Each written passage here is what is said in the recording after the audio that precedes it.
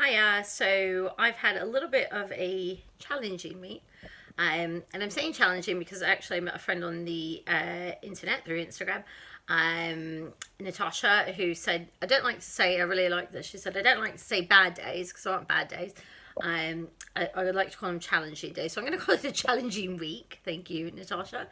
It was quite challenging. So I had my fourth round of chemo this week.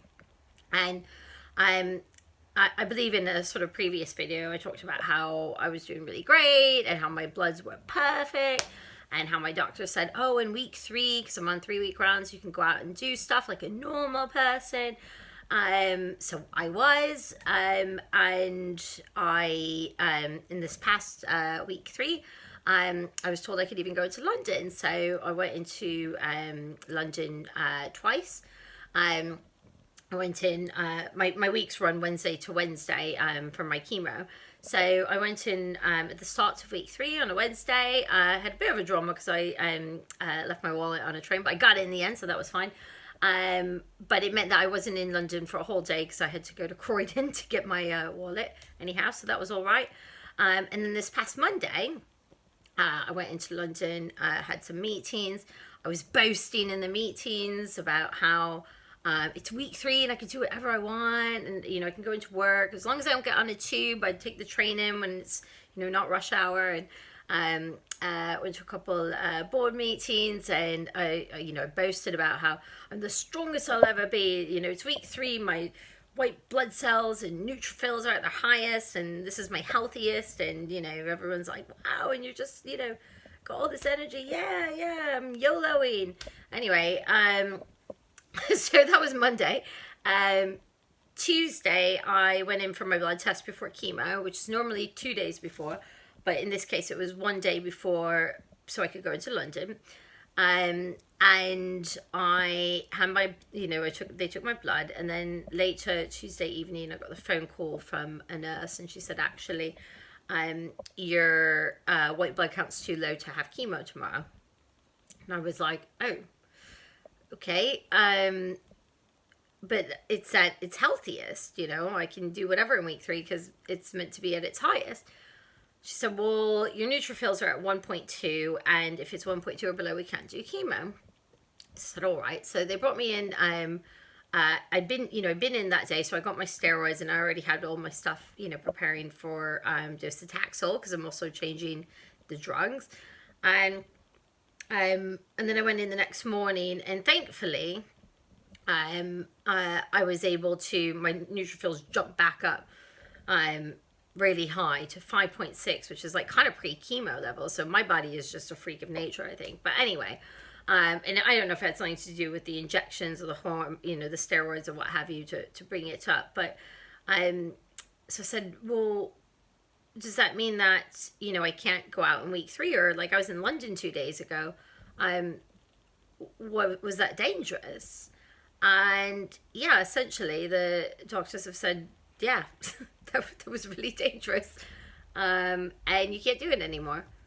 And I was like, okay, shit just got real, and sort of said to Ryan, I was like, oh my god, like, I have cancer.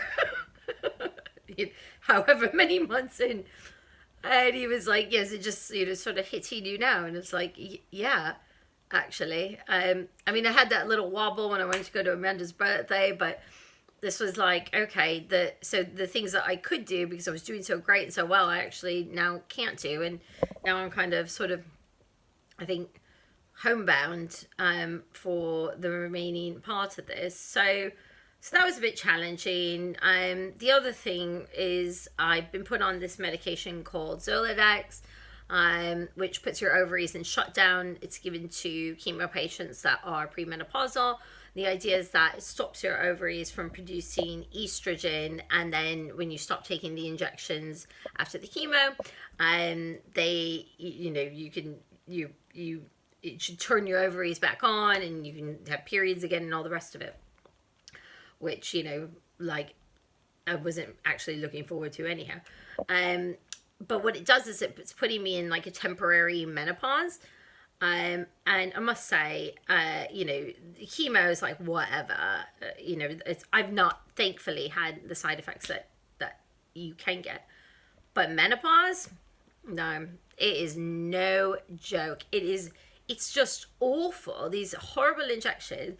I literally, the hot flushes, they start from like the evening, sort of late afternoon, and then they get happening more frequently. And then towards the evening, it's like every 10 minutes for like 3 minutes, like sweat all up here, face. You feel steam coming off your face all night long, no sleeping. I've got this like towel headband that I soak in really cold water and sleep on, and until it like, you know, until it dries, and then have to wake up in the middle of the night, cool it down. It's just awful, and I feel for any woman going through menopause. So I need to talk to my oncologist next week, because it's not, you know, it's just not worth it. I'm just not interested. I preserved my fertility insofar as we froze our eggs, and you know, that's all the fertility I think I need. So yeah, the only problem with coming off this particular drug is it's also a cancer treatment, because I've got hormone sensitive cancer. So they don't want me to come off of it, you know, because it stops my ovaries from producing estrogen. So they want me to stay on it for 2 years after chemo, and I'm like, you're crazy if you think that I'm gonna keep myself in a constant state of menopause. I just, you know, you have to draw the line somewhere. And obviously my doctors aren't gonna like this. We'll see what the oncologist says next Wednesday, but I need to come off of it. It's an injection that you have once a month. I had it about a week ago, so there's still 3 weeks of it left in me.